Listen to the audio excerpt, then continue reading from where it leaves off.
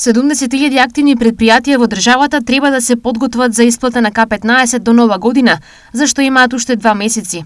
Согласно одредбите на општиот колективен договор за приватниот сектор од областа на стопанството, регрес за годишен одмор се исплаќа во висина од најмалку 40% од основицата. Лани, иако законот е дециден, К15 комплетно биле исплатени во 42.720 фирми, или дори 40% оваа обврска кон вработените не ја исполниле.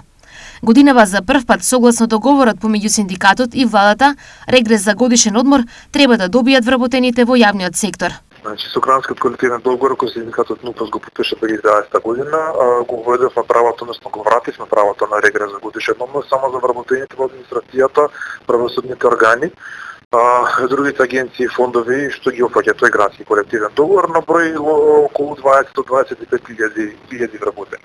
Значи, трета година поред ќе се исплати, а сега со поподпишување на општиот колективен договор во јули месец оваа година, регрес, правото за регрес на годишен одмор ќе го добијат сите вработени во јавниот сектор. Што би значило дека за прв пат треба да се исплати во здравството, и во образование, и во култура, и во полиција, во војска, односно кај сите оние вработени во јавниот сектор кои досега го нема ова право за исплата на регрес за годишен одмор.